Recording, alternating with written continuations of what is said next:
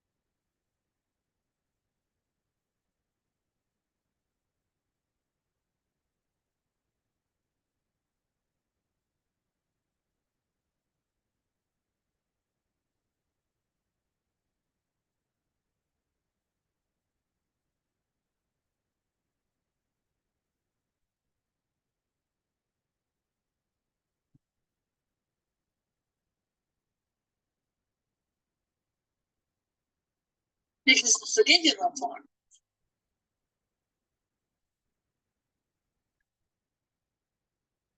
Sorry, I need to print this game here. Can you hear me? Yes, I can hear you.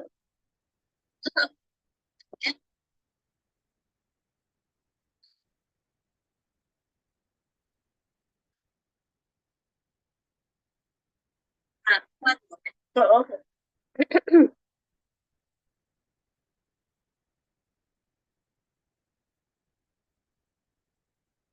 So, let us. I saw you sent me some things. I didn't get a chance to look them over yet. Would you care to tell me what you'd like to work on today? I'm working on my final two missing assignments, which is these reflective journals of the textbook. Okay. Chapter. 4 through 7. And okay, so this is the thing. Now, part of the answer is no, but I have to ask. Have you read the chapters in question? Not really. Okay, that's fair. You just read through the prompts quickly, and then I'll be able to.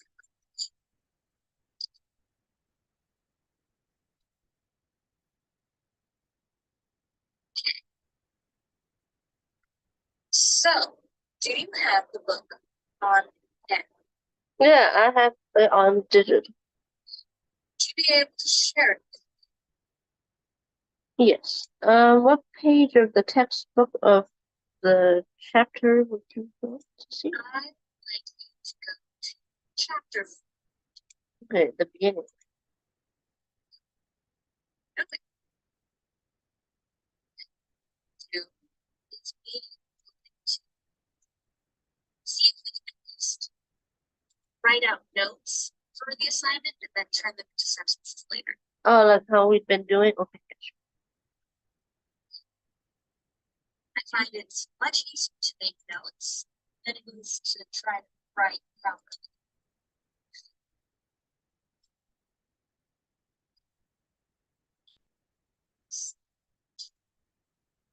Okay.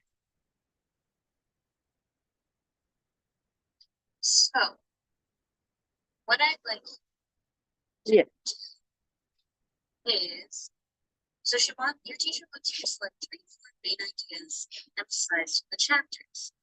So what I'd like you to do is right now, just skim it. You don't have to write the second, but skim the chapter and look for anything that catches, like, look, you know how it said the language development of infant toddlers? Mm-hmm. Look for other subheadings like that and put it together so that you understand what I'm looking for. So go to the next page. There we go.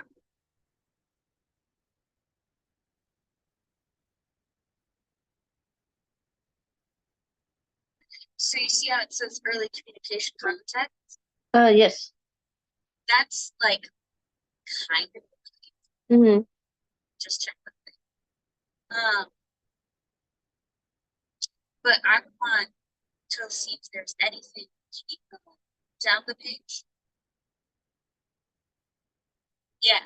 So the part where it says like key interaction patterns, that's what I would like. I think what your teacher wants you to do is to say something like, when it comes to early communication contexts, key interaction patterns like this, and then like just talking about like that's like finding those kinds of things. So what I want you to do is I just want you to look at the bolded words like key interaction patterns Mm-hmm.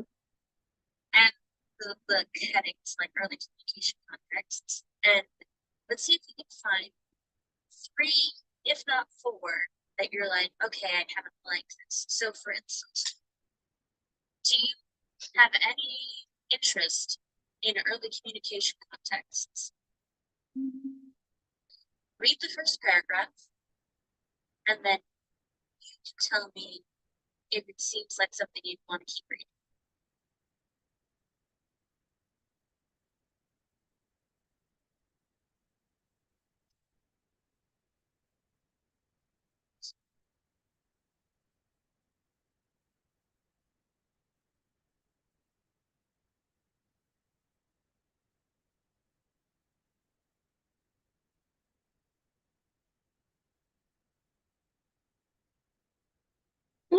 Yeah. Um, Does it seem like potentially interesting? yeah, a little bit, yes. Okay, so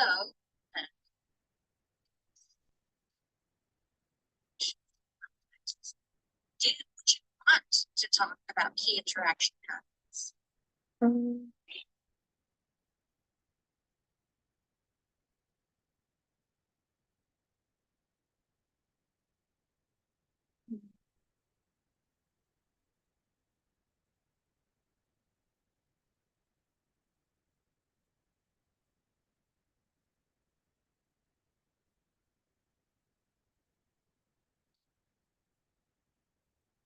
I think so, yeah. All right, consider it. So now let's go to the next page. Okay, yes.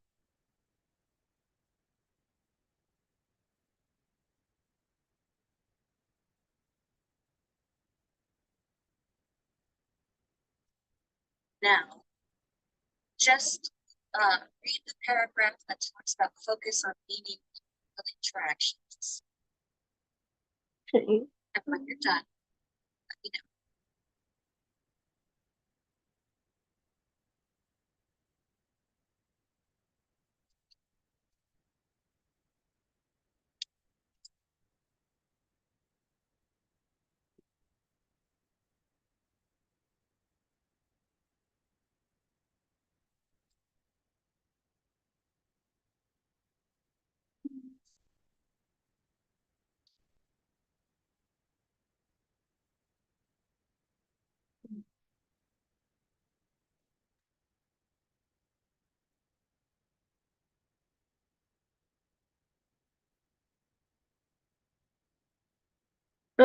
Yeah.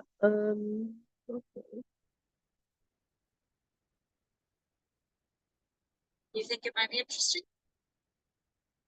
Yeah, I think a little bit. Okay.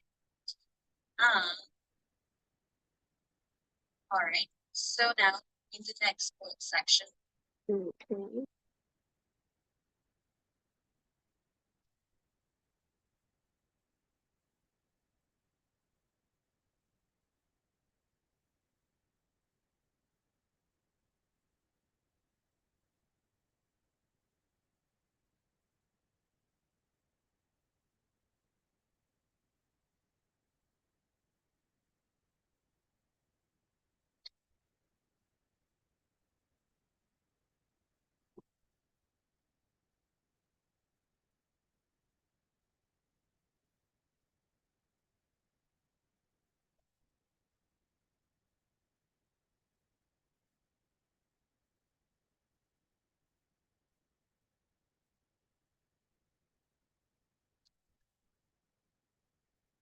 let me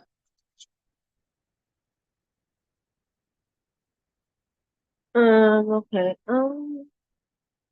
So scale 1 to 10, 1 being please don't make me read any more of this. Like, um, I think I'm in between. okay. Uh, let's keep going just right now. Yes. Because all you have to do is pick a few. Mm-hmm. So find you're really interested in the bunch. We'll have to narrow it down. But right now, let's just go to the next page. Yes.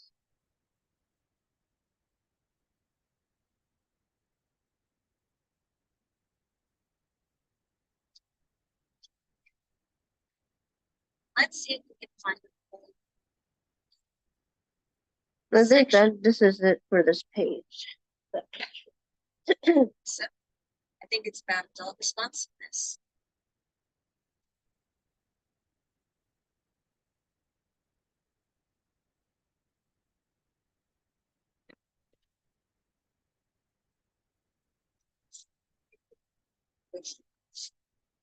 Just read the first paragraph.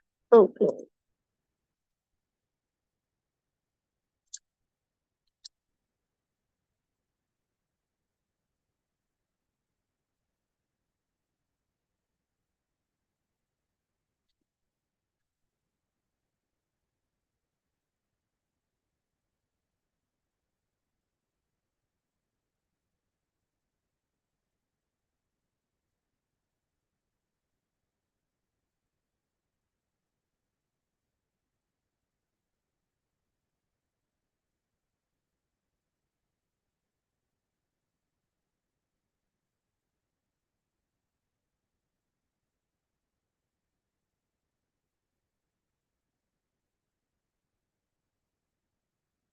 Yeah, okay. So how we thinking? How we feel? Interesting, kind of fine. I think it seems interesting. All right. Your hesitation doesn't convince me. At the same time, it's kind of like, I don't, it don't seems interesting. In that case, let's not even try with sensitive periods. Let's see if we can find any others. Program the page. Aspects of infants and toddlers language development. Read that first paragraph and let me know when you're done. Okay.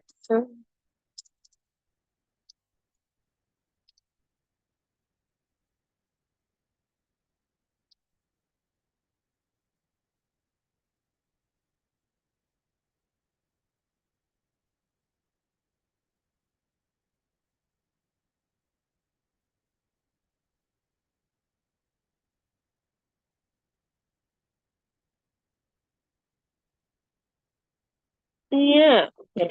I'm done. What do we think? Um, Potential or just skip? I think it have some potential.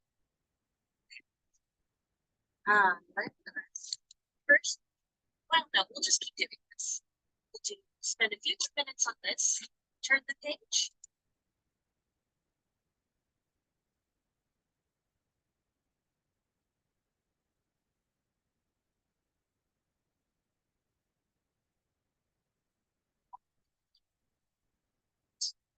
First, before anything else, just read first paragraph underneath infants. Starts with an acquiring language. Okay.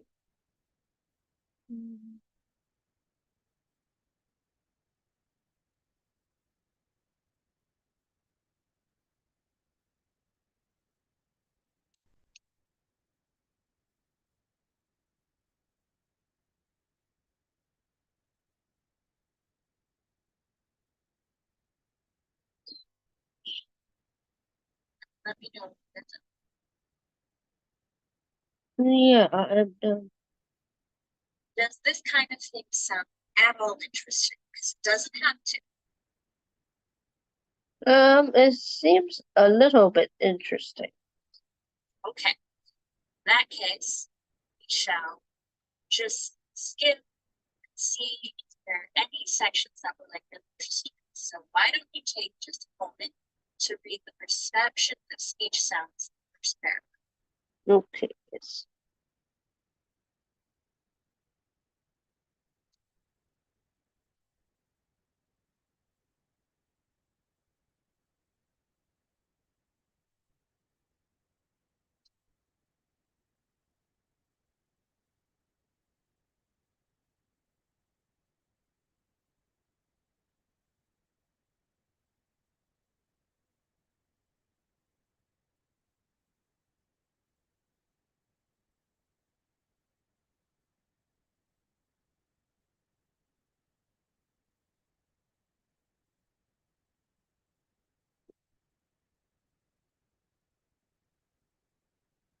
Yeah, okay. Okay. What do we think? Are we interested? Are we kind of bored? It seems that I'm in between for this one. Then we'll leave that for right now. Let's move on to the next page.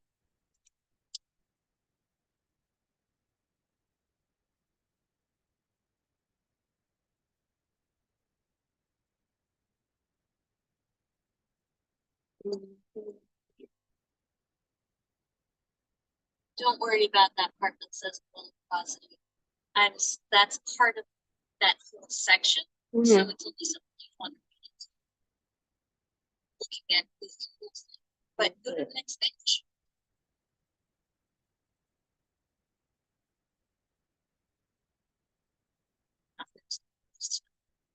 All right, so now you can read the projection of speech sounds. Okay.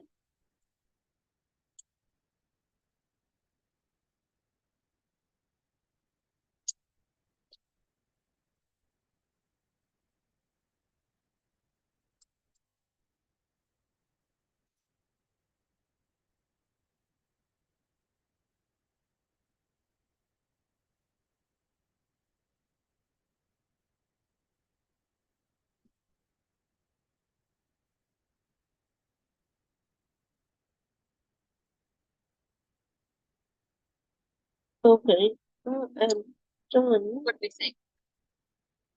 It seems a little bit interesting. All right. Fine. I'll keep that in mind.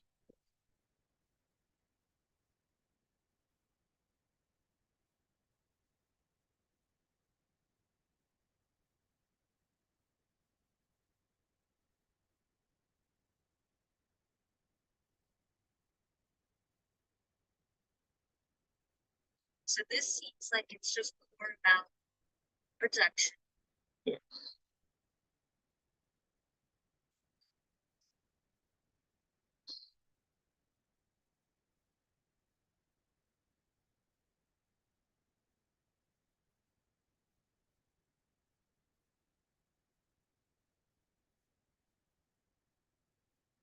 So here we go.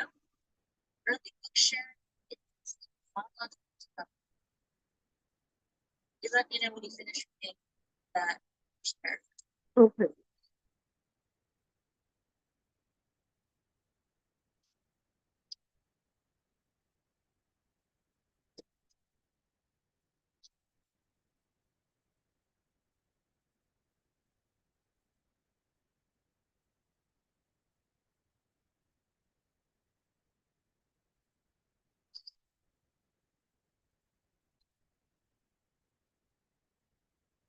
Yeah, I am finished. What do we think? So, And more? um, it's interesting. Yeah, it's kind of interesting. Okay, it's interesting. All right. Thank you. Let's turn the page.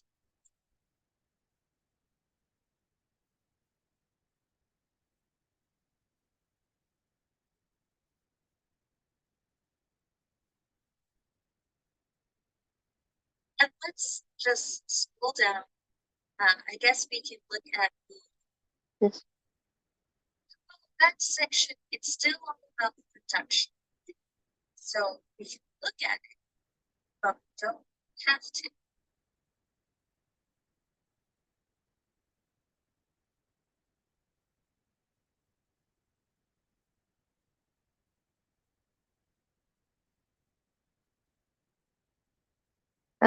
Should I turn the page or? Let's turn the page.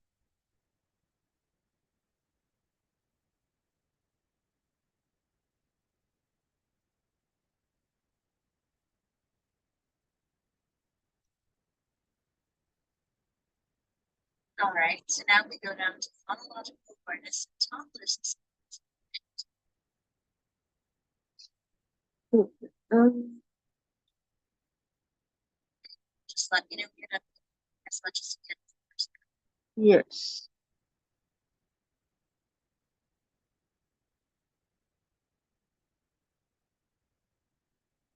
Okay. I am done. So from what little you read, interesting.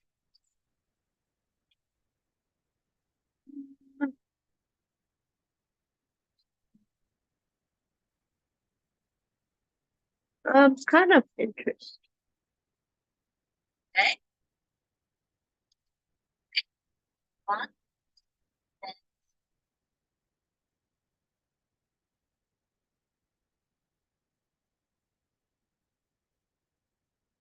All right. So now I'm going to just ask you point blank, what you're interested in reading about health problems and phonology. Um,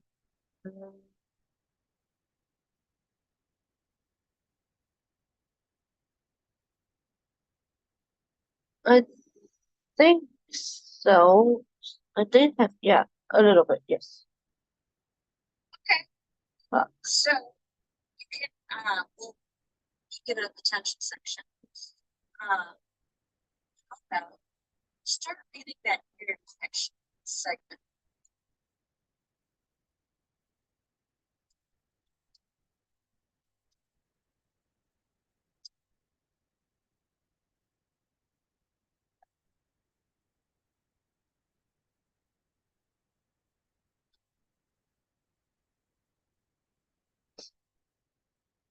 Yeah, I'm done. All right. Still interested in that part, or do you want to just keep reading other things? I think I'm interested. Okay. Scroll down to the bottom of the page. So, Now let's go to the next page.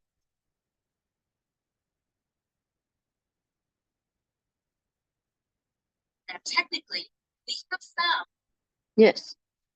enough potential, and we can start narrowing it down. Mm-hmm. So, would you like to finish this section, or would you like to start narrowing? Let's finish the section, then I'll ask. Start narrowing.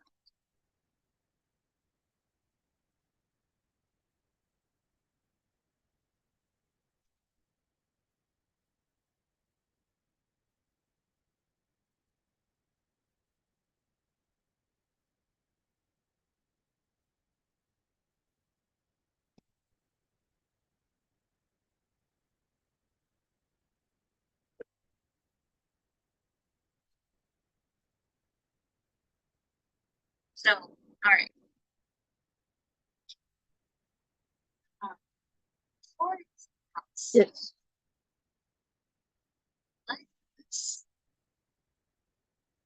let's just see it narrow down. What I'm going to do is I'm just going to read to you potential topics of interest and just listening to the words, thinking about what it means. Mm-hmm. You tell me if you're still interested. Okay? Yes. So, for instance, we originally were looking at early communication contexts.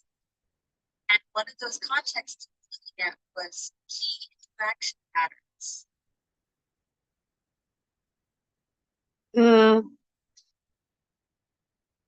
Is that a potential interest, or is it kind of like, yeah, okay, whatever, I guess. I think they have some potential. Right? So importance of adult responsiveness. Which one? Does that sound like it's interesting?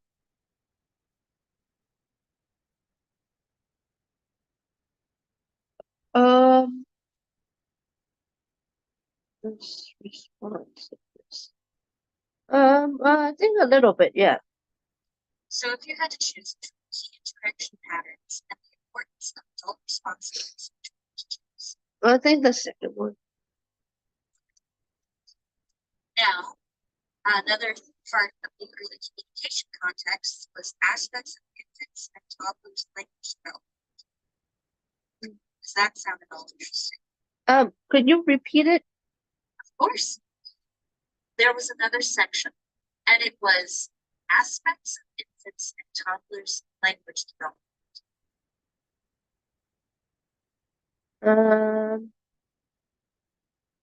Yeah, I think it's yeah. Okay, so between aspects of infants and toddler language development and the importance of adult responsiveness, which would you rather talk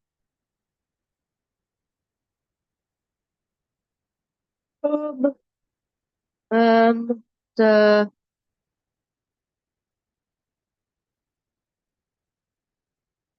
no, I think the first one. Yeah. All right. Great. So for the next section, it's phonological development. Yes. First section that we were interested in was perceptions of speech sounds. How does that sound? I think it is interesting. Okay. And now the production of speech sounds. Production.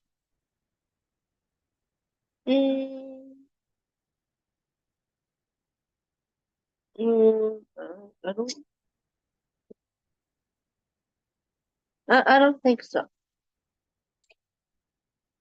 And then there was early book sharing of infants and phonological development.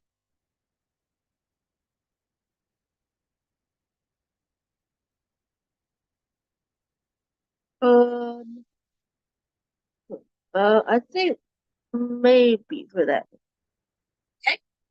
then there's phonological awareness and toddlers' experience with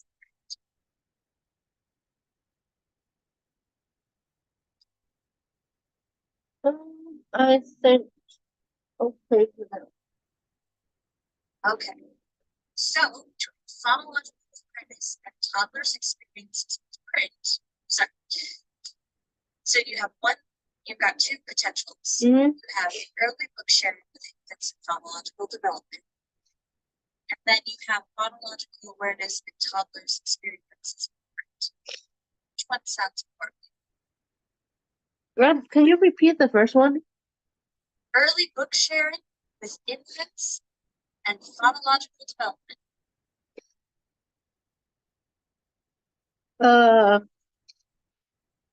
I think the second.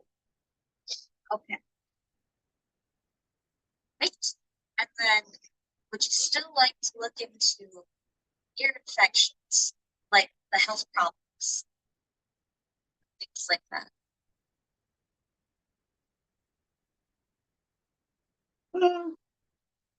Yeah, I think so. Yes. Cool. All right. So we can, let's see. Last, go Yes. to the start of chapter 5. Chapter 5. I just want to see how many pages are.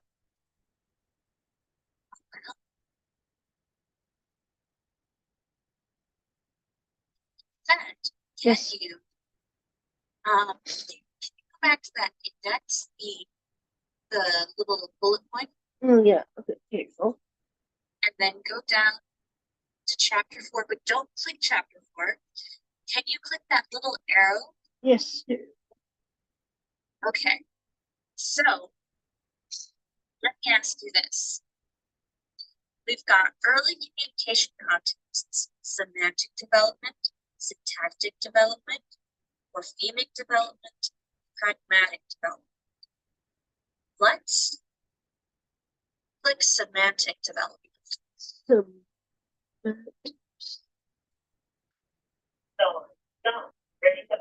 The semantics. Yep. A bit slowly.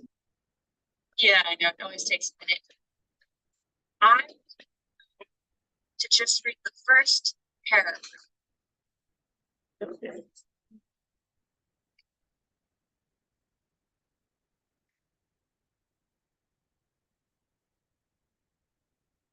Yeah. Okay. Doesn't sound at all interesting.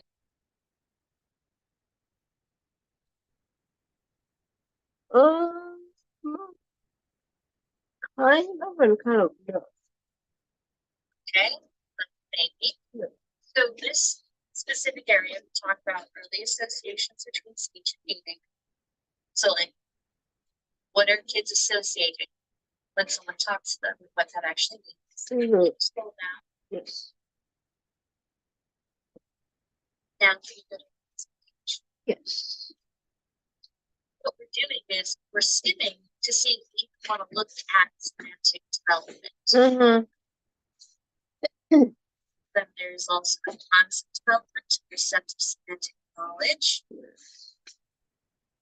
like how infants develop through direct experiences, like they say the word ow, then they hurt themselves.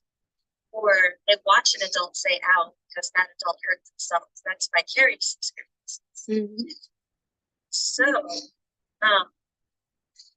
is this sounding interesting, or is it still kind of like,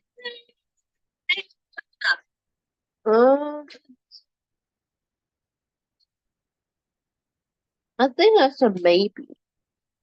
okay. Now let's go back to bullet, to that where your arrow, oh, it's sorry. Yep. Go down and click that little arrow more. And now let's go to syntactic development.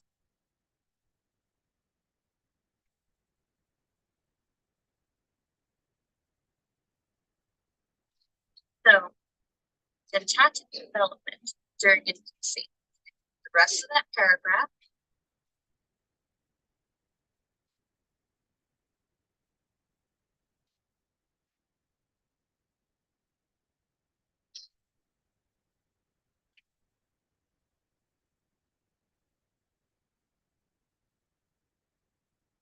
Okay, I am done.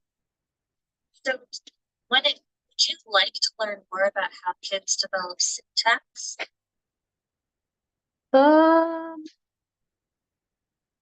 This is kind of and kind of not. On a scale of 1 to 10, if you had to read the entire section, how excited would you be? 0 being, please don't make me do this. And 10 being, I'd love to. I think it might be a 3. Okay?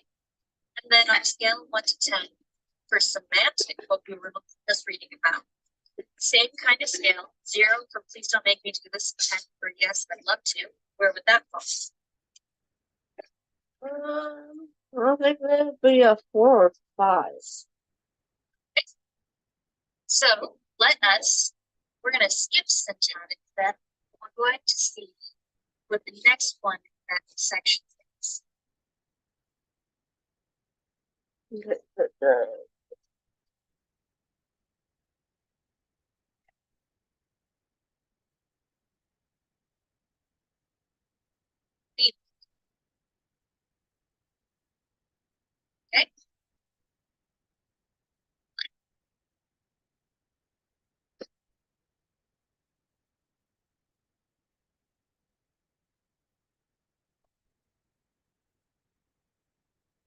Have the description for both. Yeah, why don't you take both the infants and toddlers better?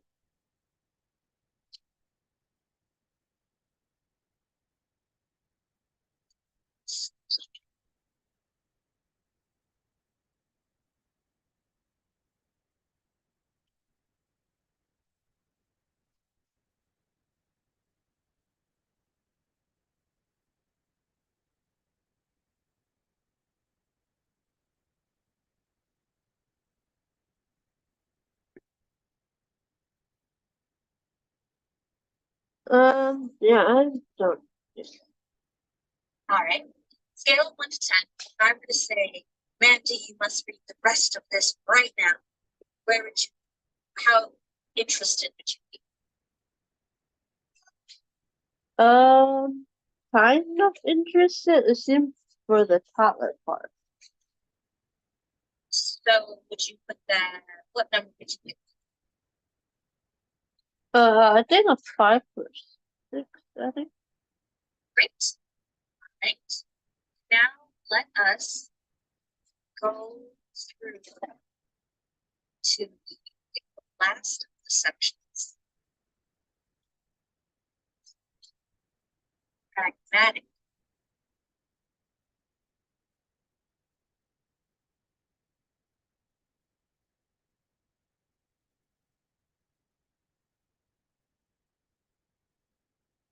So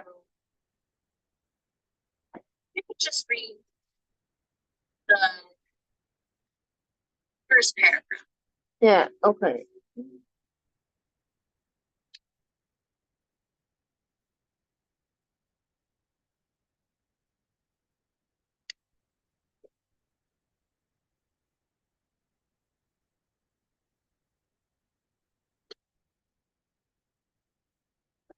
Okay, I am done. All right. Scale of 1 to 10. If you had to put your interest level, I think it seems like a 3 or 4. I think. okay. So in that case, here's what I'm going to do. We're going to go back to the morphemic development last chapter. And all I want you to do is look at those bold headers, the subheadings, and you tell me if there are any that really stand out. Okay. So like, yes, So just do what we've been doing, finding the heading, and then reading the first paragraph, and I'll be reading as well with you. Oh, it was just that 2 paragraphs. No, one more extra here. Yeah, it's only 3 paragraphs. Oh, we can still work. Do you want to go back to the previous page then? Yes, okay.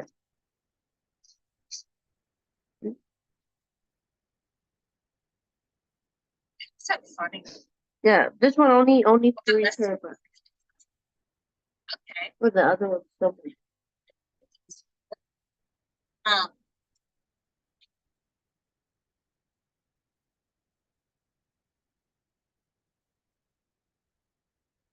um,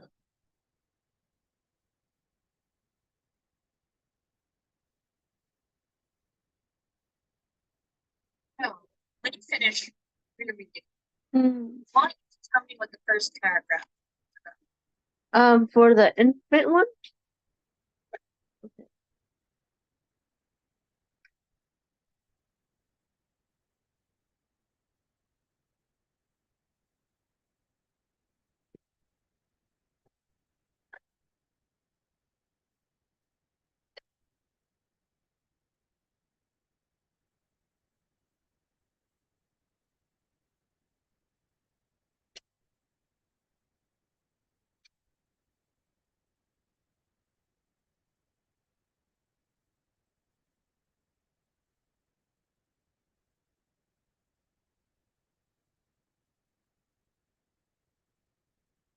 Okay.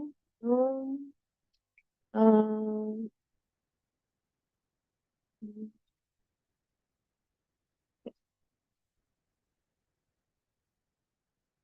I'm done. Okay. So what was the first paragraph talk? Uh,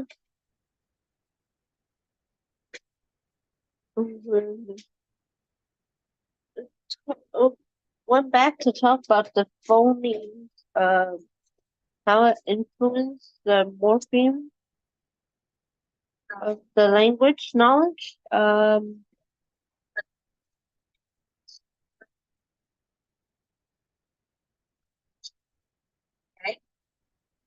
Didn't say anything else that stuck out?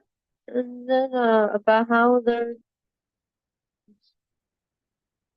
able to distinguish the inflection morpheme, such as the pearls and pearl tense markers. That part. Who's able to perceive it? Infants? Yeah, it's just part of the infant. Infants are able to perceive. You were saying infants perceive The morphemes, the inflectional kind of morphemes with the example of the plurals, tense markers, and possessive.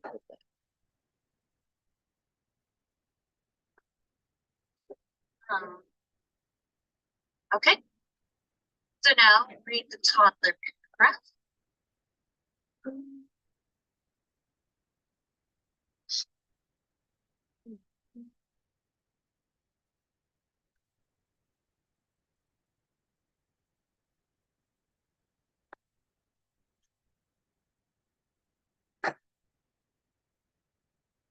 Okay, that is done.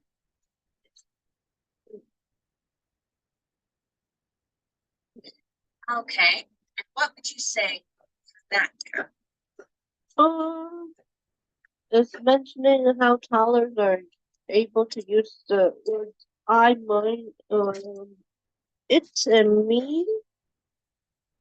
And at this stage, they're able to say very simple wording.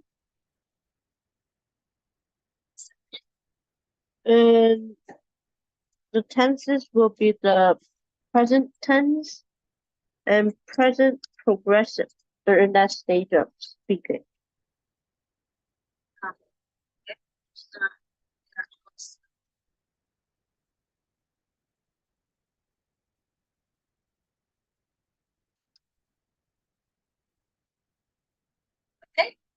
So far, before we move on to the next page, what do you think about?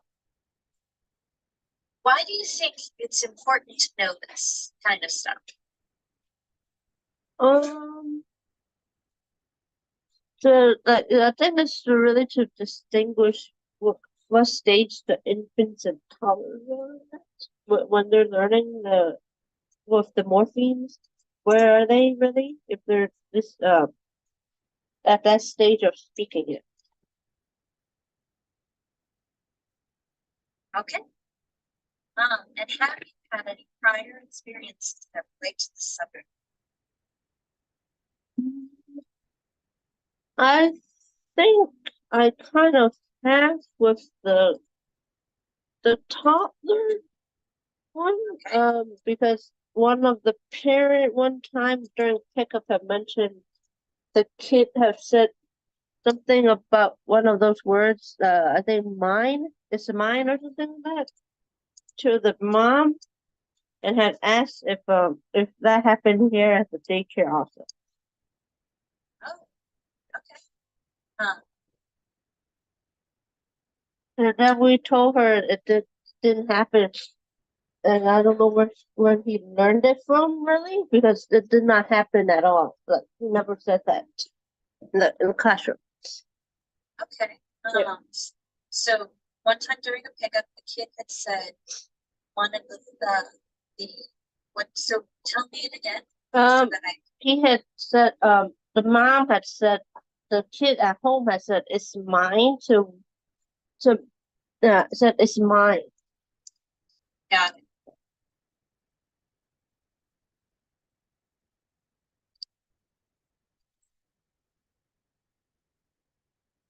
But after said that,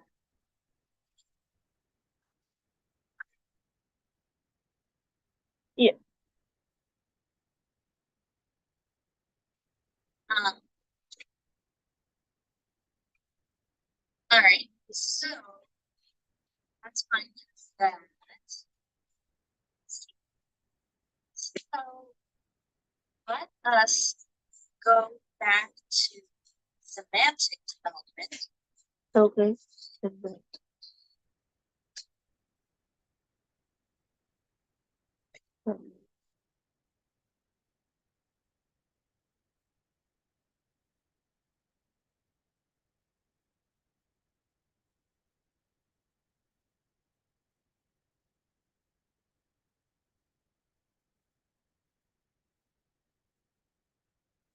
Just and see if there's any headings that stand out to you that you're like, oh, I would definitely want to do this.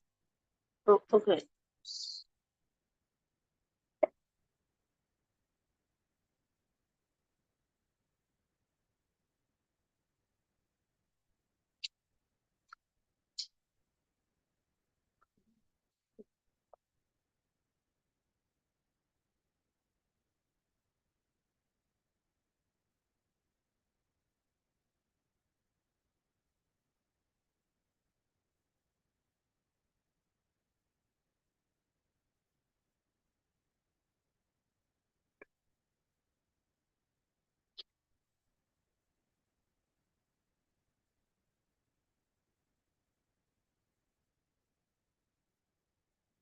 When you find something that you're at least kind of interested in, like it would be a 5 on the scale of 1 to 10, let me know. Make it out. Yes. Yes.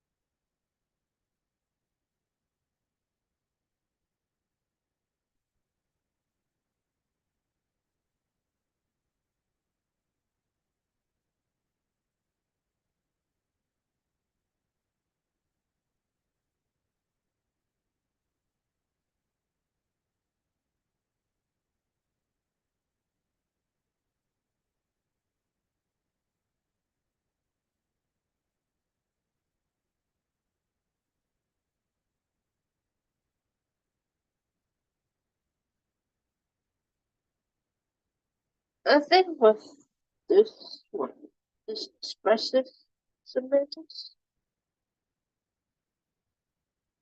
Expressive semantic knowledge. Okay. Let us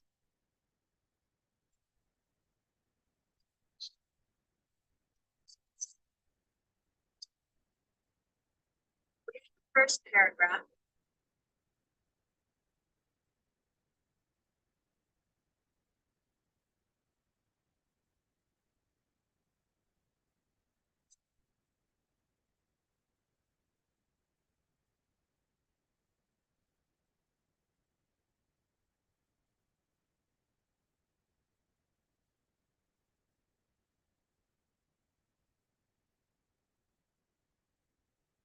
Eh, mm,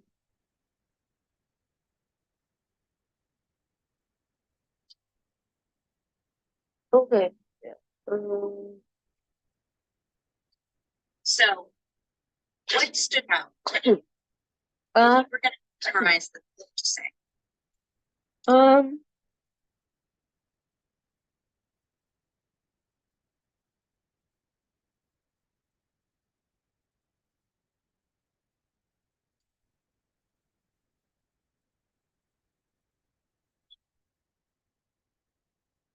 okay.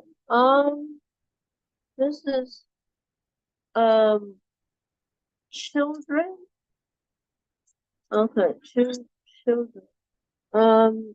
They are able to, they're starting to distinguish, um, the sounds with gestures that come with like certain actions and the sounds it makes, and they're able to mimic those sounds.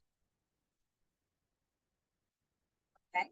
Yeah, and imitate the person making those sounds. That adapt most of the Um, why would this be important to read about, to study? time. Uh, because I think it's important because just have because I think it's because children are learning the sounds that things make and how but if those if some of the sounds have a action when you're doing this action that's what makes that sound or like when you if the car goes beep beep and stuff those Yes. sounds all those sounds it kind of help them distinguish what the each sound is and then what how to make it with some of them. Yeah. And what to say if when they see something.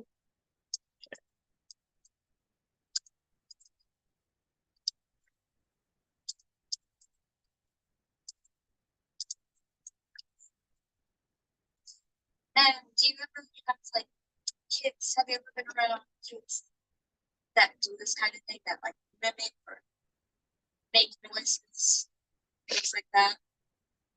Oh yeah. I think like when they see the train, they will try to say the sound it makes by saying the choo choo every time they see it. Every time they see the train. Yes. All right, cool. Yeah. So here's what we're gonna do. If you go to the document, Mhm. so I want to make sure, so one, I may have a session at 1. If not, and if you're available, I do not mind working with you until 2 o'clock. Mhm. But before that, while I wait to see if my student will come in today, I would like you to go to the Google Doc that you have the reflective journal, like where you're supposed to Yes, yes, write. yes. And what I want you to do is use the restroom. While I do that, I would like you to look at, I'll highlight all the sections that I want you to look at. Mhm. I want you to, I'll having a fun Yeah, I am in it at the moment. Yes. Great.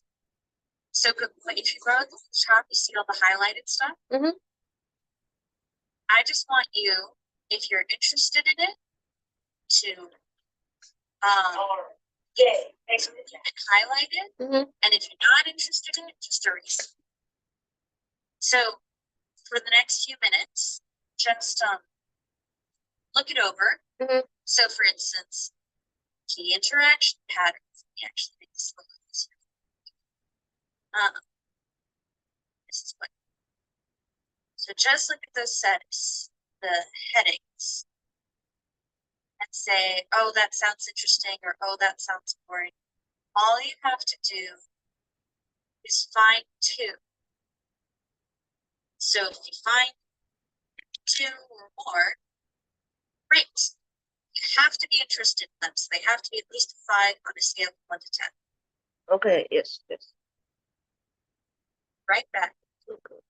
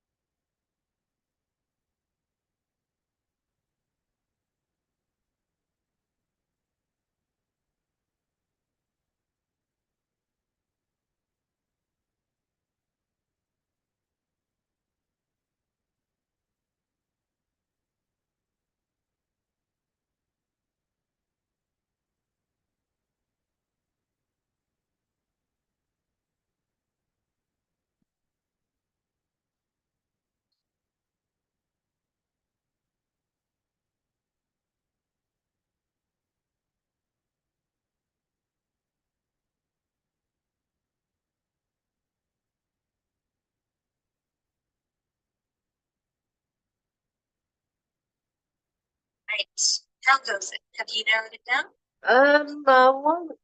One more. Sweet. One more.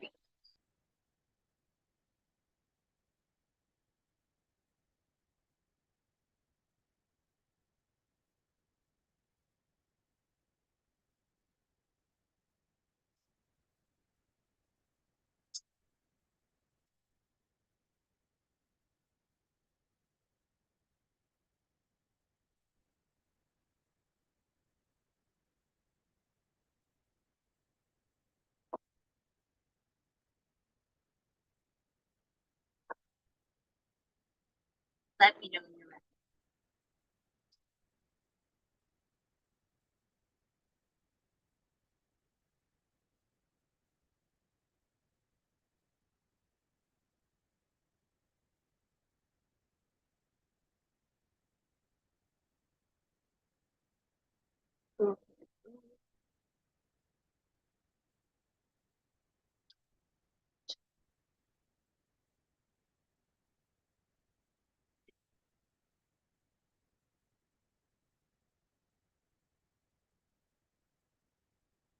Okay, I am.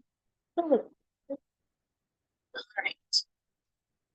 So, because I just confirmed you have 4 chapters that you have to read, what I'm thinking is we'll get you set up with basic, like we'll go through as many of the remaining chapters as we can, and then go from there.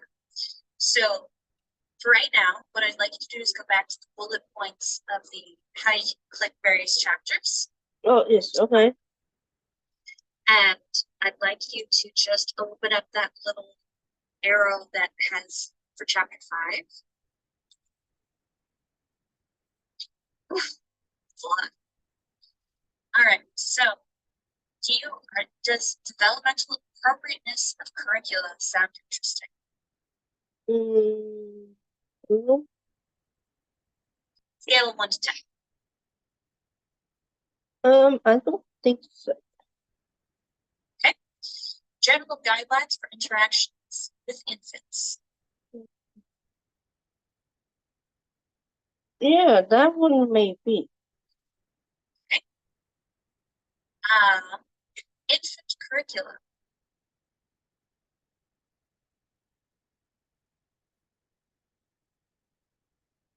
Uh, No, I don't think so. no worries. General guidelines for interactions with toddlers. I think so, yeah. Okay. Toddler curriculum. I think so, yes. Scale of 1 to 10. Where would you put it? I think a 7, maybe? And then family connections.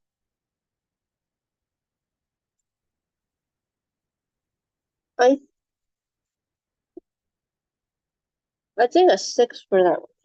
I Okay. mean, We'll leave it on the list then. Okay.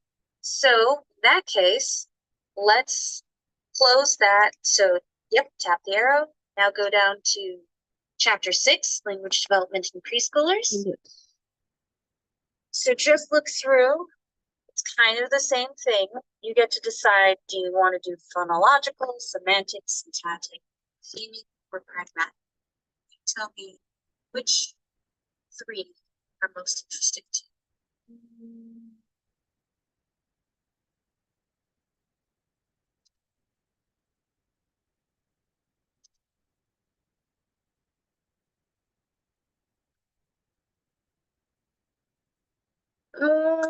I think the semantic one. Okay. Semantic knowledge. All right. Any others? If you had to pick 2 others. Maybe the syntactic one. Spell that correctly. And just one more. The more Morpheme. yeah, that one. Okay. So now let's just look at the final section. 7. So these are 7 enhancing language development. Oh, enhancing language development in preschools. So look through the list again. And if you had to pick 3 or 4, which ones would you pick?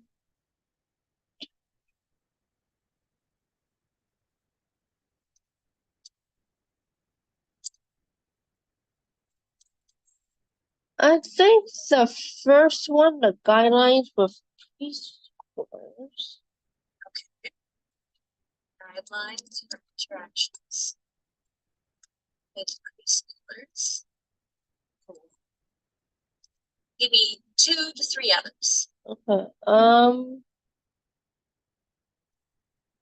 The teacher guided activities. Teacher guided activities. Right. The guidelines for teachers of English language learners. Teachers. And then one more if you The last one, the family connection. So now let us, all right, what we're going to do is, we're going to stay on chapter 7 because we have it open. I'd like you to hit the arrow for guidelines for interactions with preschoolers. You don't have to go to the page, just the arrow. And look at those specific questioning, linguistic scaffolding, mediation, conflict resolution. Which of those topics, if any, interest you?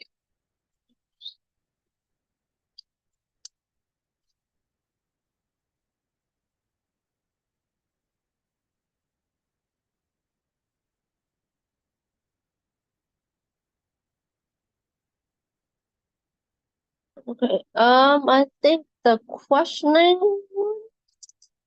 Okay.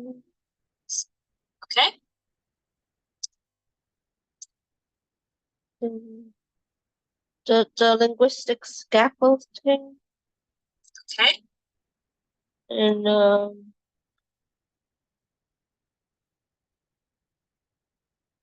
then I think the last two here, the conflict resolution, and then the guidelines for conversations with people. Okay. Guidelines. All right. Conversations. Then let's close that. So hit that little arrow. Go to teacher guided activities. Same thing. Look through it, and if any of them are interesting, you can just tell me, oh, I like this one, or I don't like this, or yeah, just tell me which one's called to you. The interactive book sharing. Okay.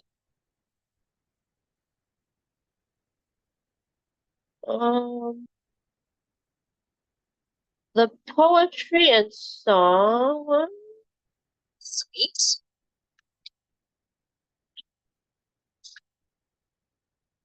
And maybe also the oral storytelling one. Okay. All right. So now close that arrow and go down to teacher guided activities. Oh wait, sorry. The other teacher one. Guidelines for teachers of English language learners. Thank you. Okay. Do any of these 3 seem interesting?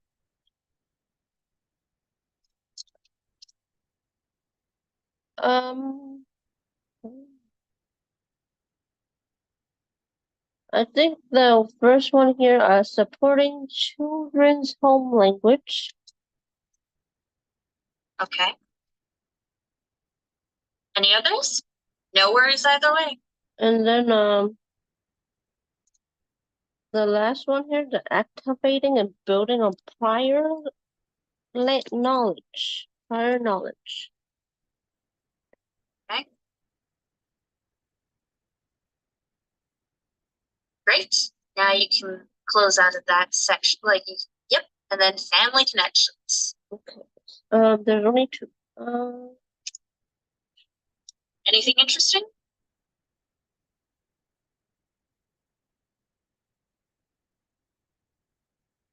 I think this one, the ideas for the share ideas for at home activities. Okay, great. That's 7. All right, so now what we're going to do is we're going to just ignore, we're going to close out of 7. And we're going to go back to 6. And all I want you to do now is open up semantic knowledge. Semantics space. Just read through and you tell me if any of these seem interesting. Okay.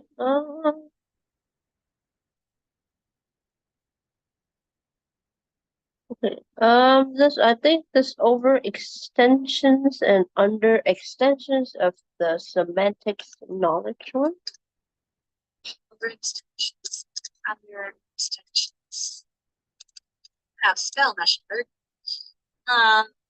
Of semantic knowledge. Okay.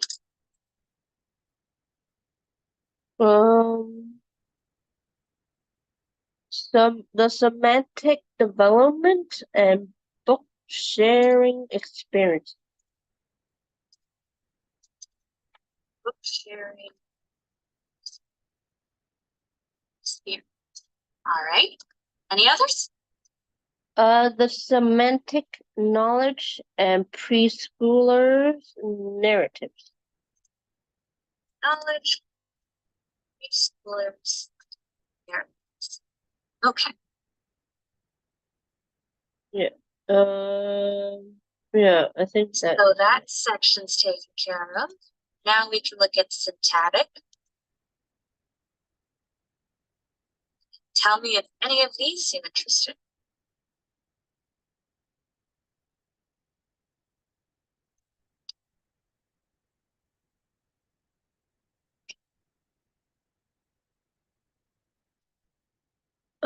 I think the first one here, the mean length of utterance.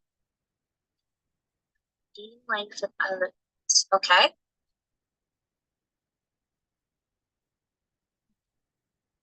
All right. Any others? The noun and verb phrase complexity.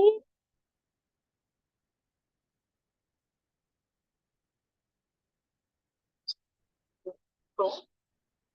Anything else? And then I think maybe the passive sentence. And are there any other sections in the scroll down? Okay, good. Great. And you get to close out of syntactic and go over to morphemic. Yes.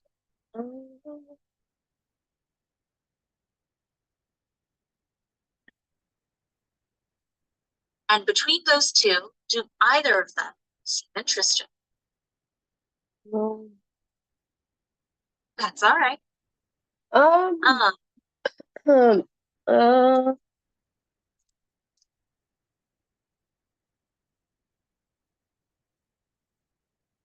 I think the observation one, the observation of children's experiments with language.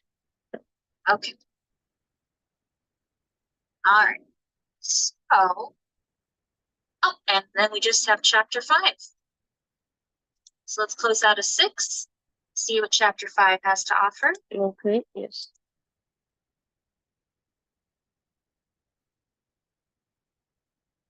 Right. So we liked general guidelines for interactions with infants. And only have one. The Key interaction patterns. And then general guidelines for interactions with toddlers. This one have. Oh, it has 4. 3. What do you think? I think for this one, maybe also the key interaction, and then the interaction with toddlers who are English language learners, and then maybe the last one too, the gestures, the symbolic gestures with topics.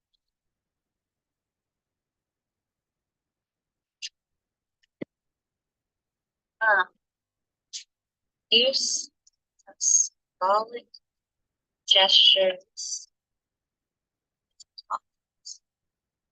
All right. And then the final section of chapter 5 that we were interested in is toddler curriculum.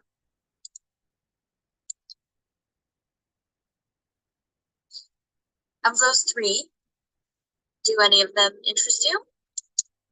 I think the teacher, that one, and then maybe the routine activities. Completed activities and team activities. Okay. So as of right now, my student hasn't shown up, which means I'm happy to keep working on this. See if we can make this. So we've got your general ideas picked out. Mm-hmm. Yes, sir. 4, 5, 6, 7. Now the question becomes, which I would like you to go back to the Google Doc. Yes. And tell me which of the chapters looks the most boring, because then we'll work on that. So that way you don't have to cry later because it's so boring. Okay.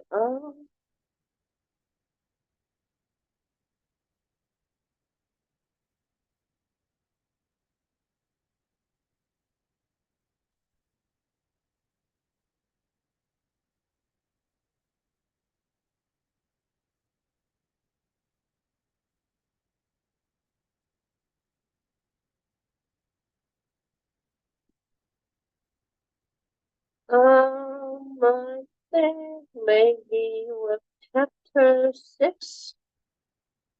All right. So let's go to chapter 6. What we'll do is head over to the chapter 6 arrow, open it up, then go down to semantic knowledge, not that arrow, and find over extensions, under extensions, and click that.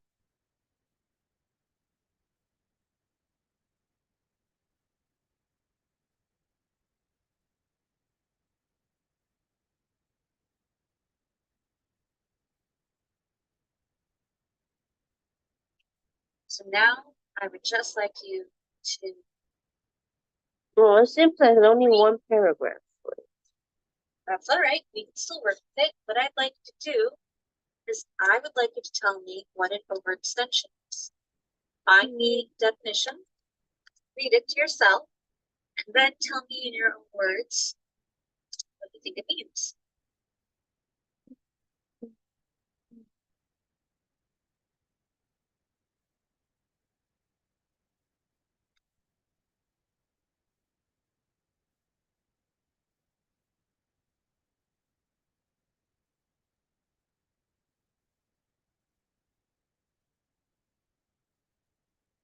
And you can chat about it whenever you're ready. Okay.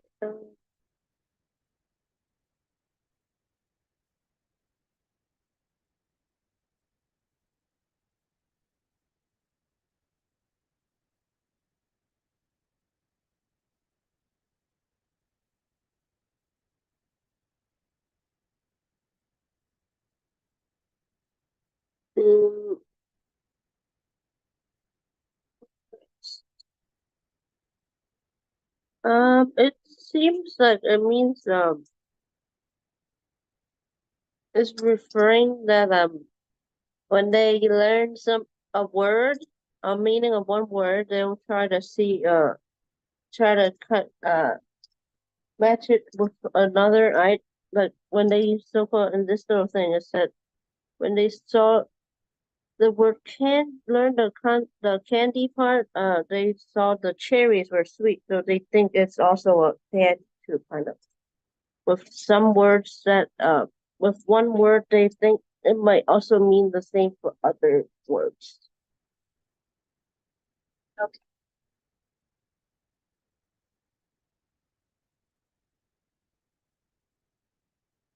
All right. So now tell me what under extension is. Let me do that real quick.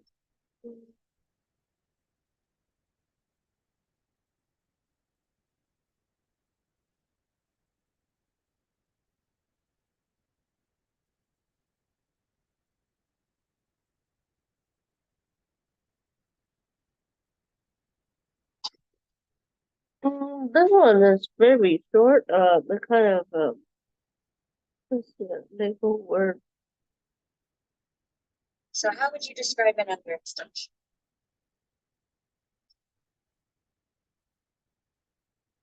This is kind of like the opposite of the other one. That when you find something that has the meaning of one word, it can't be the meaning of something else anymore. Okay. Say that one more time. Like that when you find the meaning of one of the words, it can't mean something else to represent another thing. But the opposite. Okay. 2 points.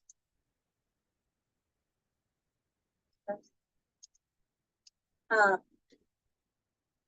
22 doesn't word.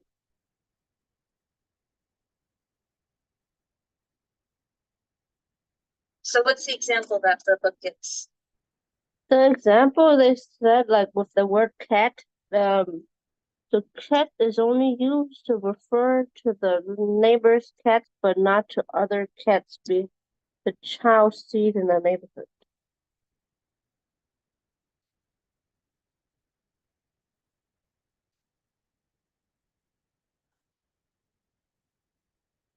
Right.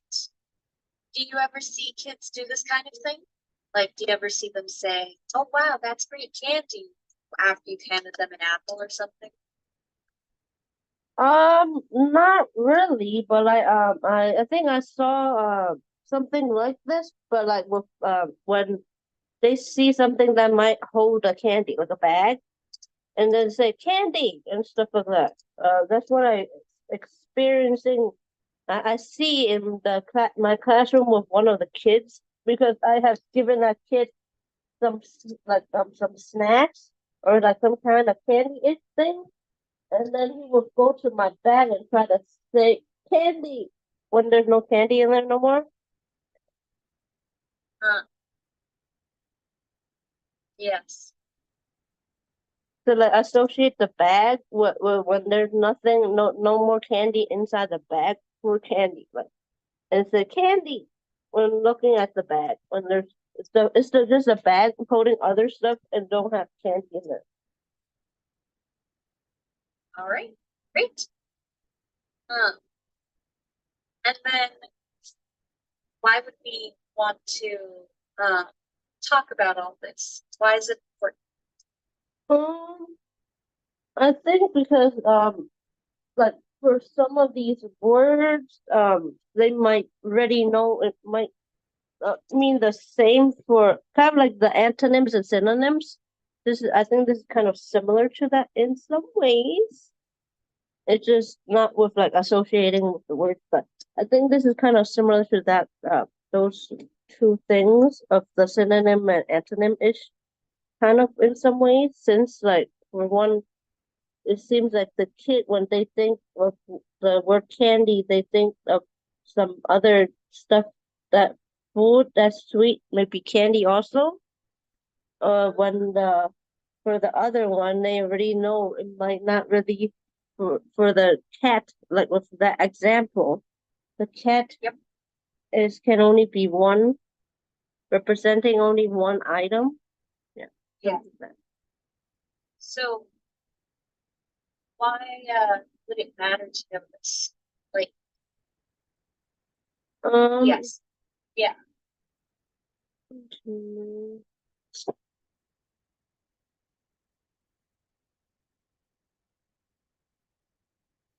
I think it's to know it's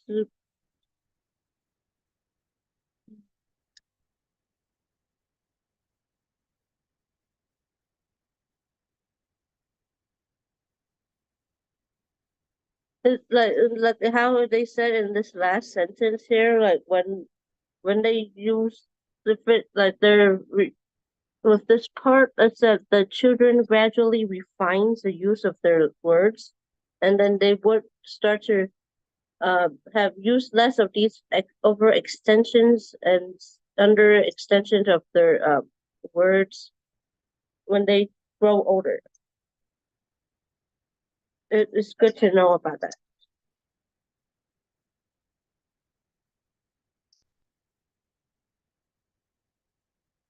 Okay. Right. So that there. Let's go to the go scroll down just for a second. Yes. I want to make sure that ah, perfect. Semantic development, book sharing. Is that the So- next one? I believe so. Let me check. Yes. Great. So read the first paragraph and then tell me what you think they were trying to say. Okay.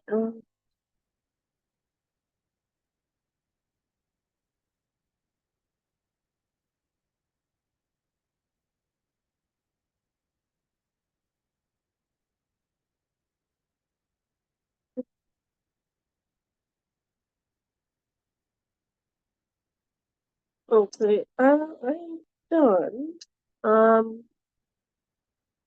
And from this, I see that they're saying that vocabulary when they're reading books, it increases the child's vocab. From that one, it'll either if it's the genre of the text is nonfiction or fiction, it will help increase their vocab. All right. So let us read the next story. Chat. Let's read the next paragraph. Okay.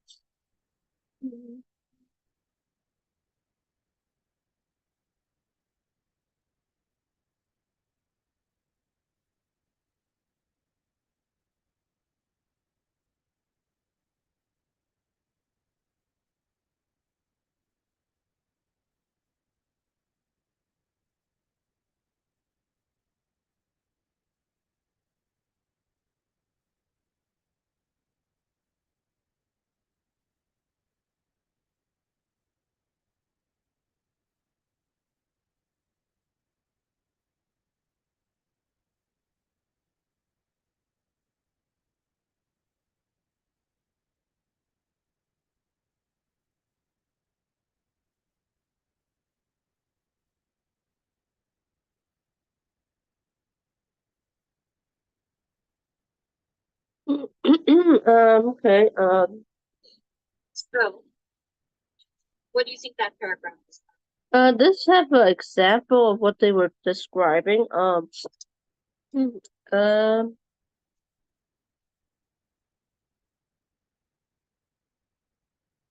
this kind of like telling you about how the child will start to develop their conceptual knowledge, and then when they're listening to and not really know the meaning of the words written in the text, but would somehow start to when they saw the words in the storybook, then one all of a sudden one day maybe acted out to show you that they know what kind of know what is being said to in the story to them.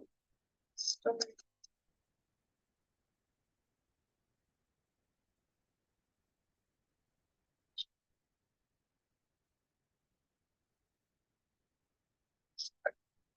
All right.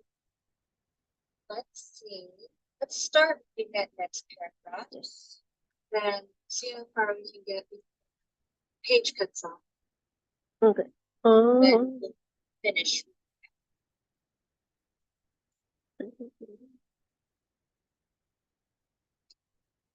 Let's put your first.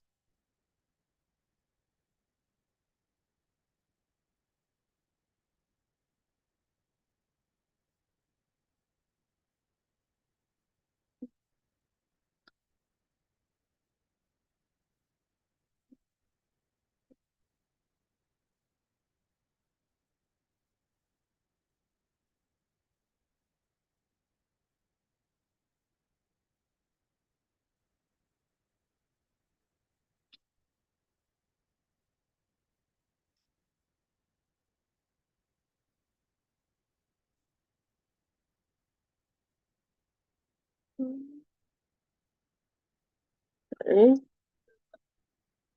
Um, So, yep, you're done with that.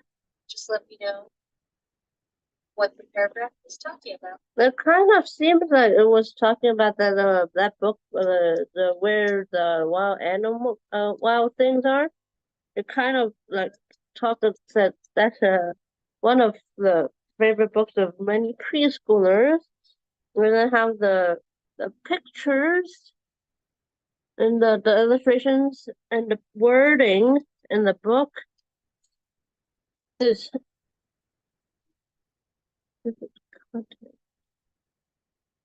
is helping their in this said enhancing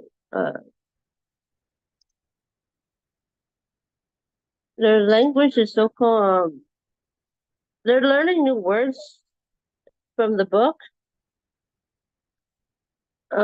Yeah, and they're able with this story some of the words they can understand and then be understand these words and start maybe showing like maybe they not really know the word but like they'll try to so-called act these words out too when they're playing with their classmates.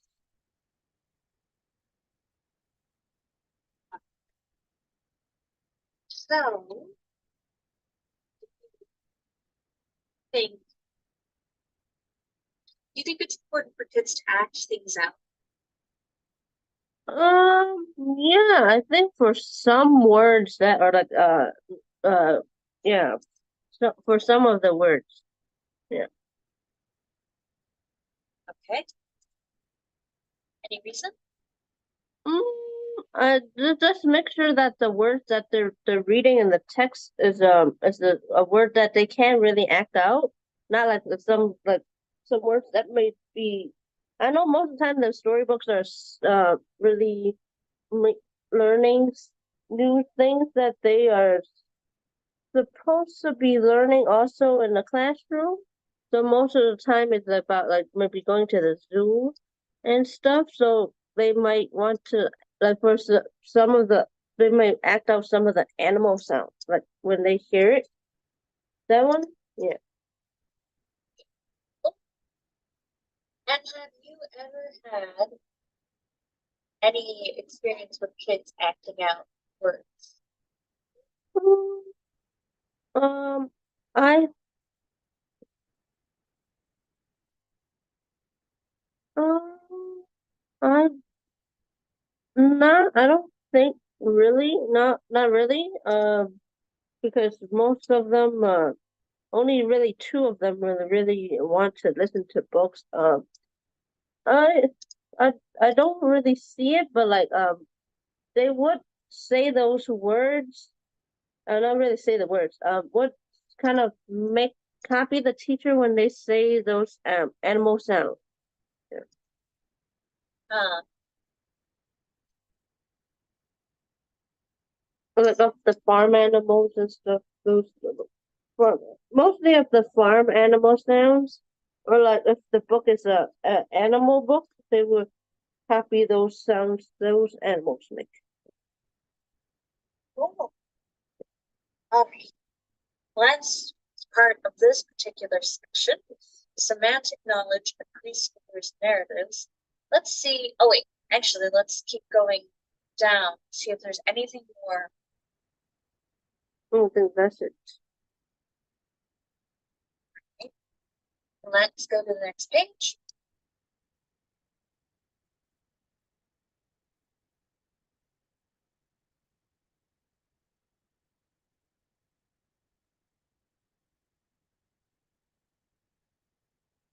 Great. So, read the first paragraph. Tell me what you got when you have it. Or tell me what you think it's trying to say. Okay, yes. Mhm.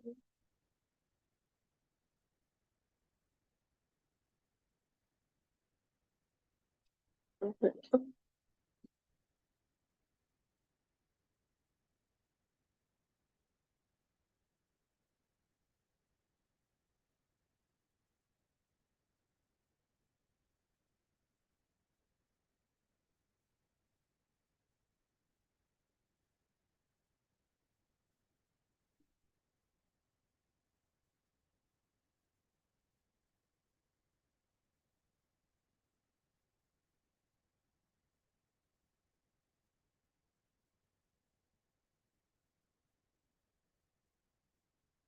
Okay. All right. Did you finish the paragraph? Yeah. Yes. What do you think he was trying to say? This is a kind of really kind of about them the preschoolers starting to understand the figurative language and Okay. since these languages sometimes found in the books they read and also mention example of a parent using a figurative language and it had mentioned how the parent was a little bit surprised how the kid was acting out what she kind of act. She said hop, and the kid had actually hopped over to sit on the chair when she didn't really mean to tell him to hop over here, but like it was so-called a figurative language, but he actually hopped over. Of course. Yeah. All right. All right. Yeah. Did you ever have? Do you have any uh?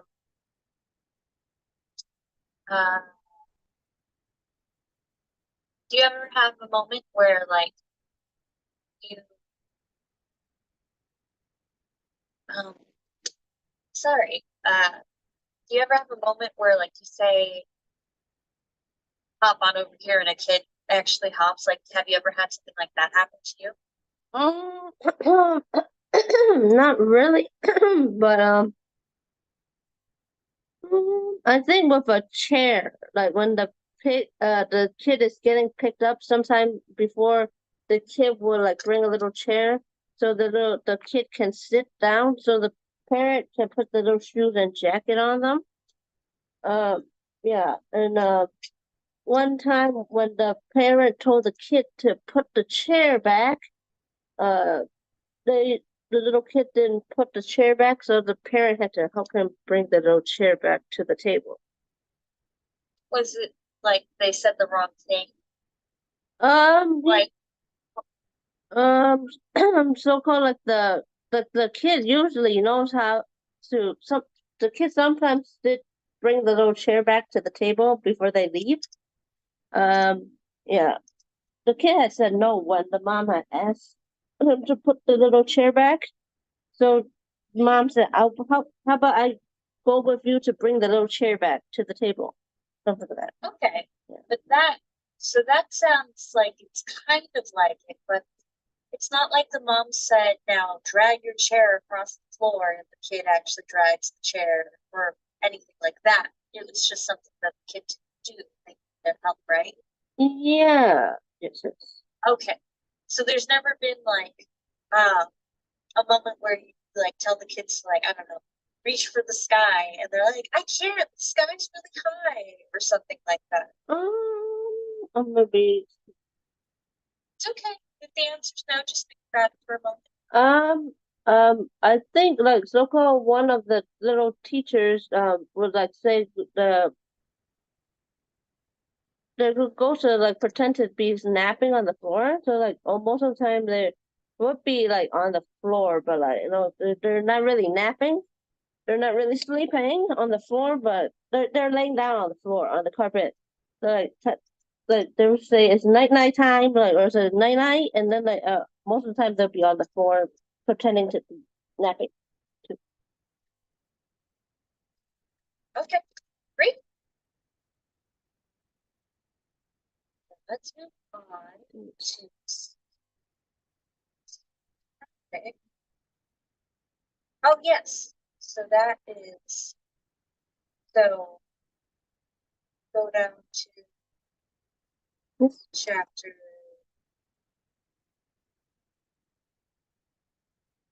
go down to the third chapter. It's what, chapter 6? Yeah. Yes, we're chapter 6. Oh, so yes. So now go to development of syntax. Don't what I want you to do is do the arrow. Oh right. And then go to mean length of utterance.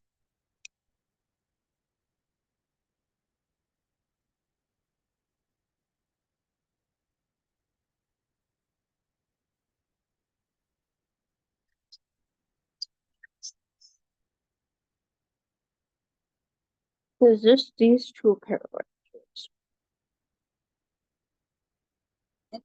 So yeah, just read the paragraphs when you can. Okay.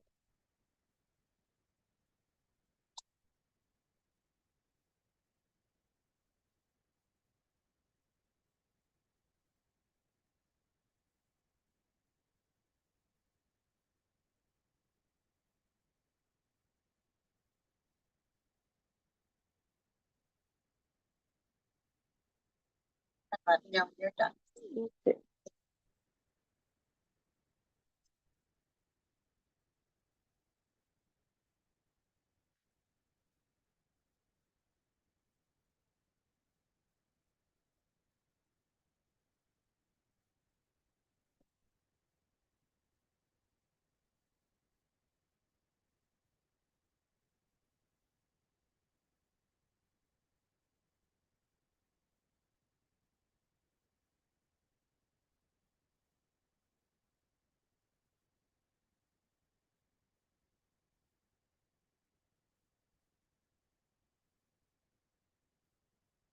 Okay.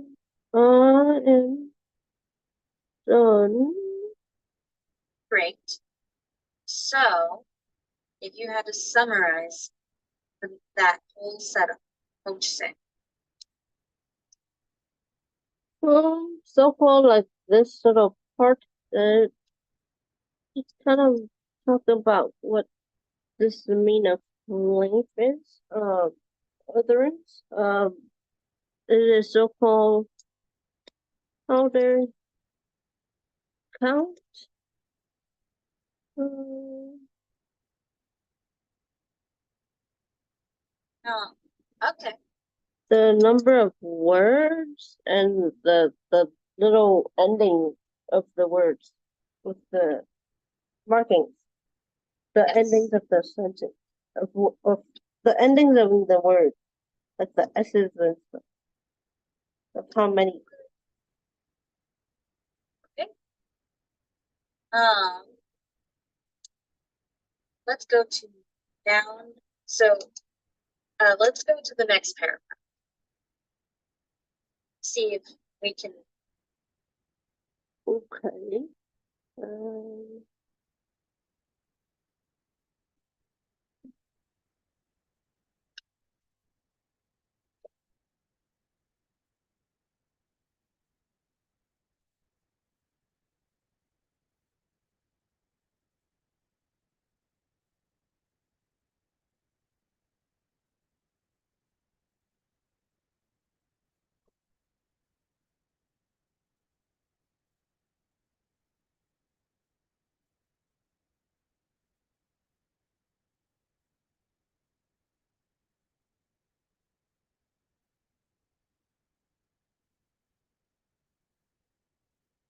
okay.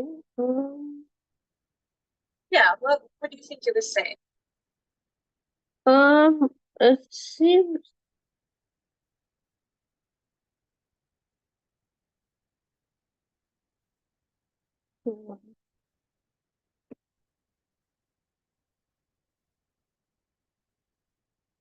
about how kids are starting to like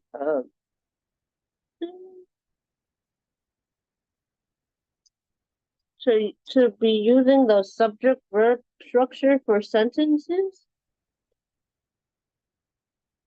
Okay. Think you were saying anything else? And then with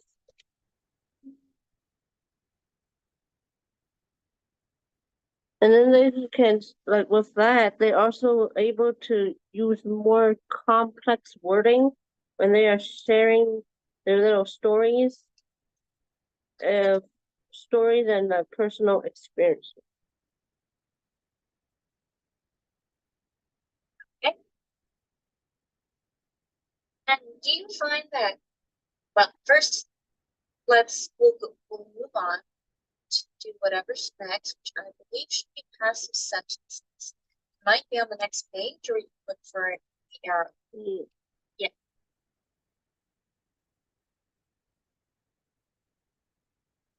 In the Syntactic. the past. Nice.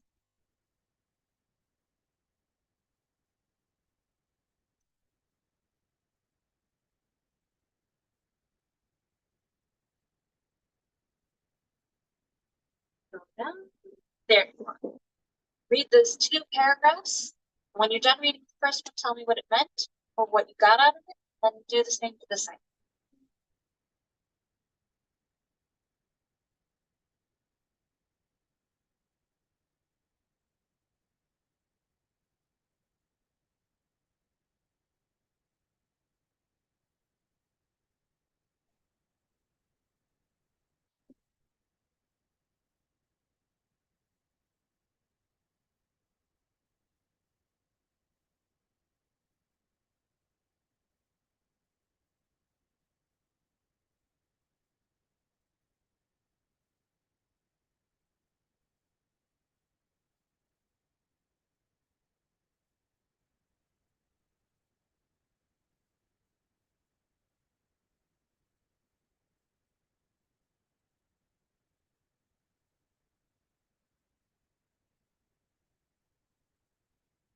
Okay.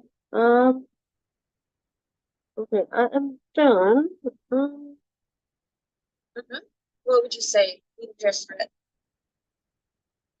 so far for the first one, it kind of telling that the preschoolers are starting to like understand the passive sentences, but not really understand it really. Um, so when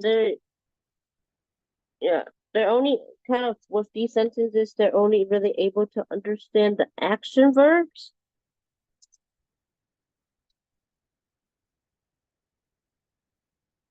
Okay.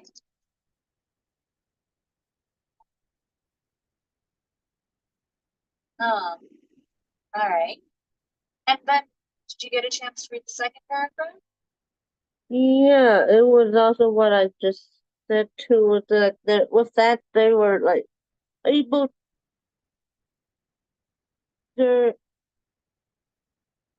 when they're exposed to these passive sentences, they're able to start creating their own little passive sentences. Okay. So, do you think it's important for kids to be exposed to passive sentences? I think so, yes. Because like how they have here, they're able to understand it.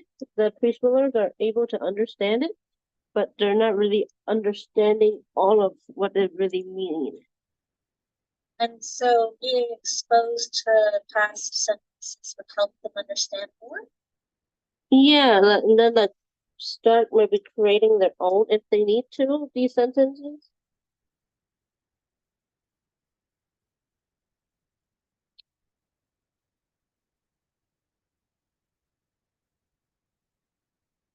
Cool. Um, and then let's just, with our last 5-10 minutes, let's see if we can knock out morphemic, or let's see if there's anything else to passive sentences, and then we'll go. So go to the next page. Yes.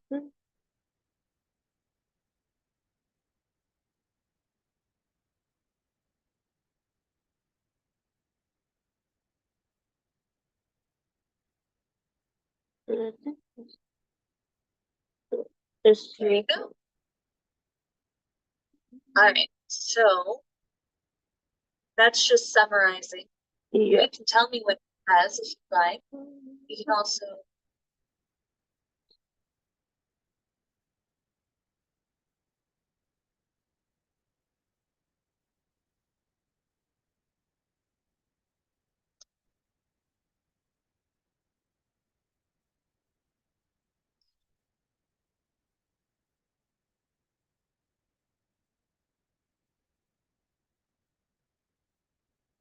It's kind of saying what when they were when the kids before they were preschoolers, they really only just said 2 to 3 words, and like when they're at the end of their preschool age, they're able to have say more words and have use the words like because and in their sentences.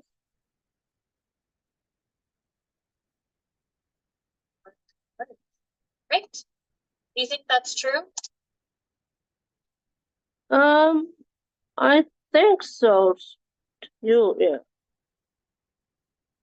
So do you feel like you've ever seen a kid start off talking very little, like only two or three words, and then actually saying more by the end of the school year? I think it's more like when they move to a different classroom and they're there for a bit more, they some more like they be seeing those specialists that will help with their speech. It helps increase their like how many words they be saying and stuff when they are seeing it. Oh, all right. So let's see and knock out morphemic knowledge, then we'll call it a day. Yes, okay. Yes.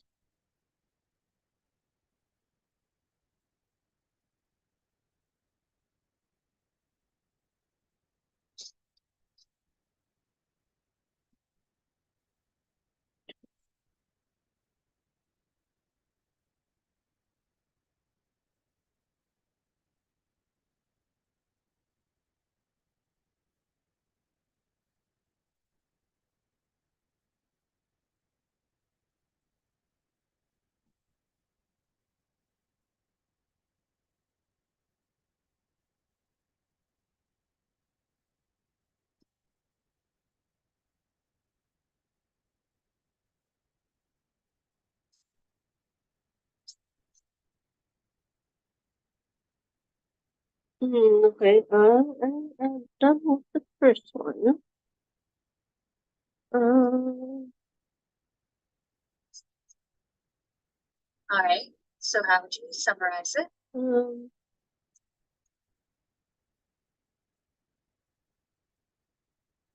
um, it's kind of saying that when the the preschoolers at this stage are able to add the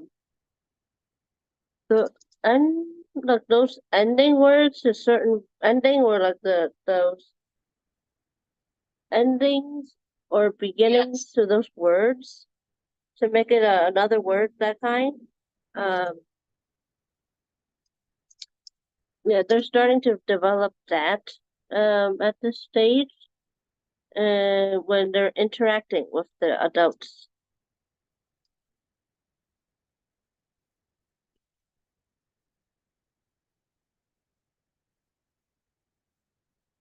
All right. Continue reading the next paragraph.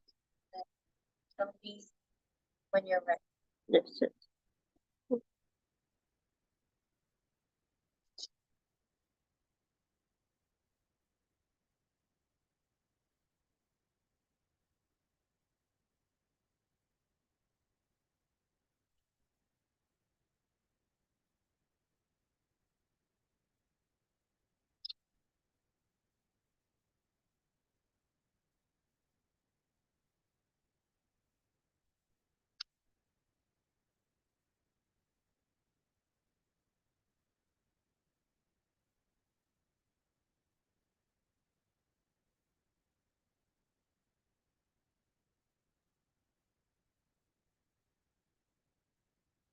Okay.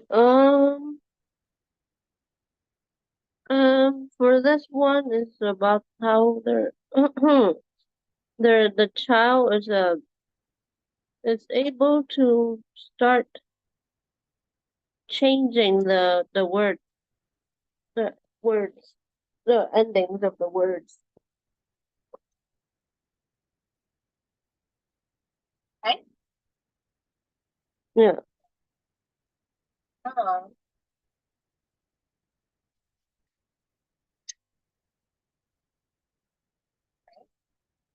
so, uh, let's just, when Yes. you're done, so you finish that paragraph. Mm-hmm. Let's see what, um, we're going to scroll down. Yes.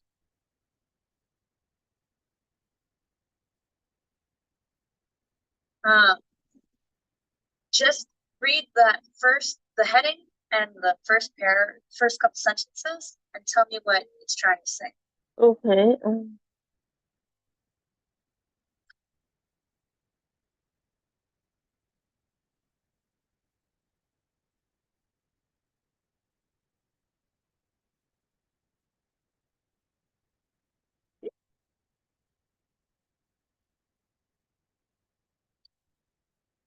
Mm,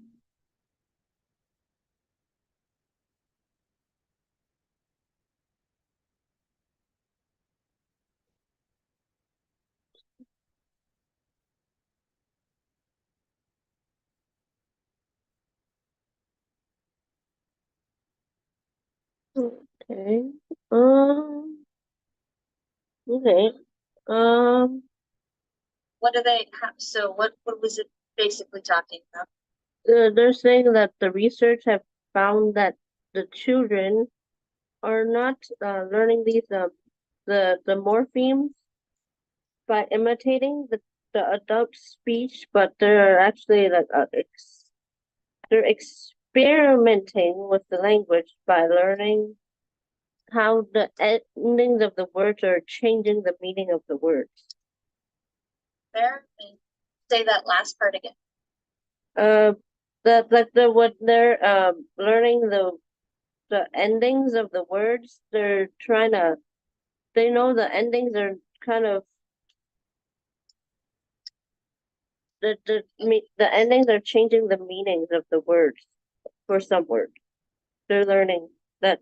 Yeah. Hmm? Okay. All right, go to the next page. I just want to see if there's anything else.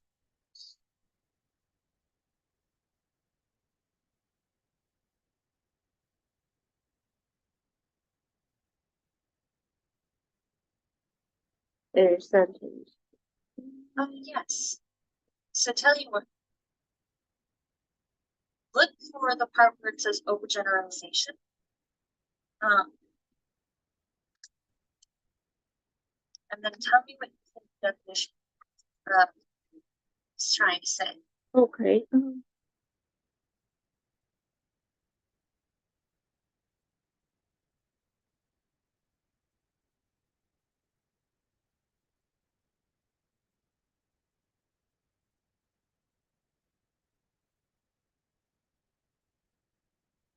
Okay.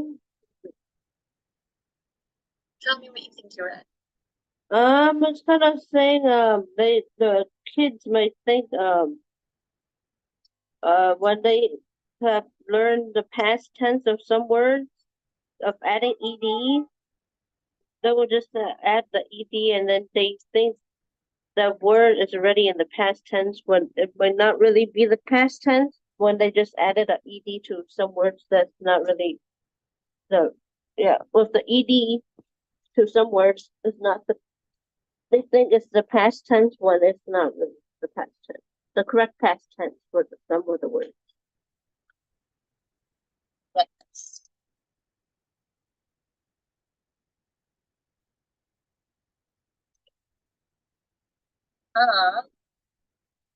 Scroll down.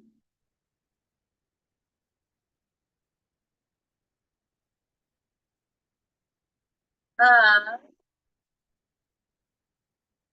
can you read the paragraph that uh, preschoolers also begin to use comparatives? Uh, is it this one? Okay.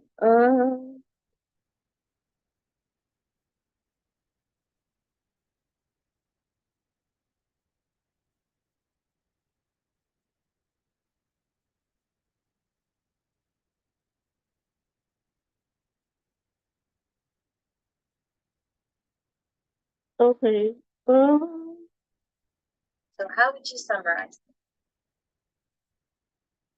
so-called that this the preschoolers are learning how they're beginning to use the comparatives, those endings, but when they're using it, they will have set the wrong one because they're not really sure which one is the regular comparative or like the the irregular or the regular one. Because then they will be using the wrong one when using it. Okay. Yeah. Great. Now go to the bottom.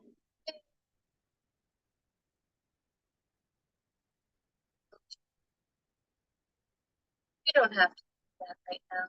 Let's see. Just turn the page to see what else there is.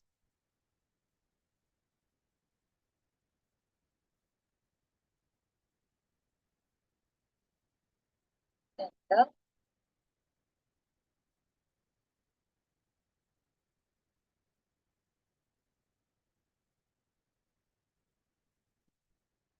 Okay.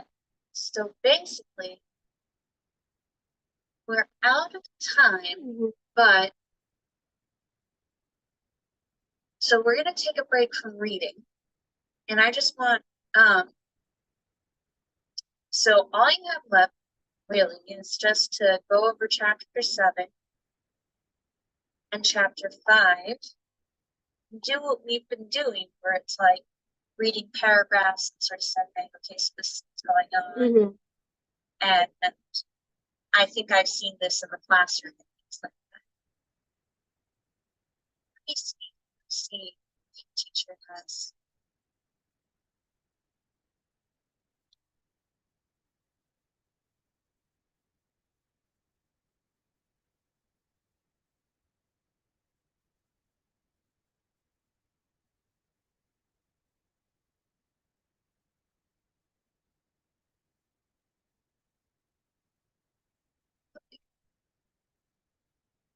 Um,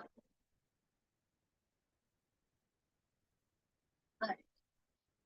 So there's no, doesn't seem like there's a word requirement. So all I have left for you is simply just, I want to make sure you, the Google Doc, Yes. have any questions about how to finish this assignment. This is the time to ask. Mm. Um.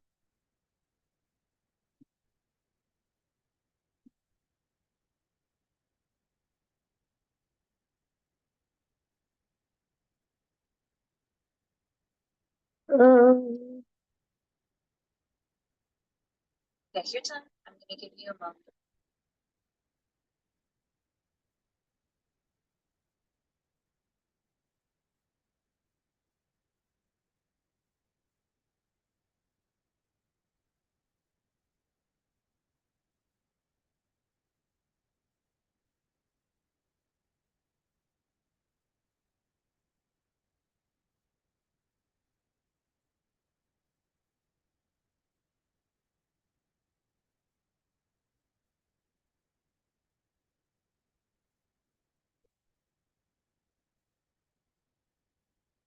Yeah.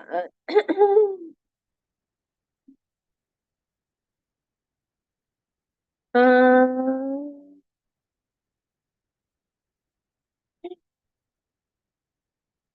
Um. I think I should be okay. All right. Are there any other questions you have, gentlemen? Mm. Uh. Yeah. Okay. Will you be at the event tomorrow in the afternoon? I don't know if I'll be able to make it. Will you be there? Yes, I will. Cool. Well, that would be fun to see each other. Yeah. I have to check a few things because I have some finals tomorrow. Mhm. But either way, it's been fun actually tutoring you. And yeah, thank you for working with me. Yeah, thank you.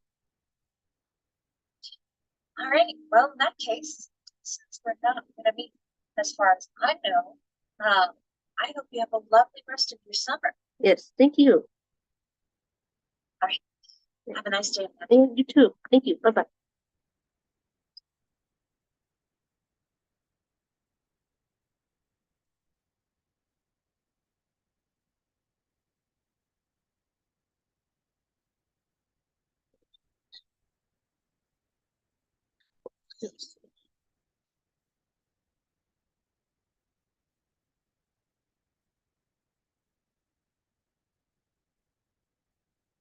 Oh,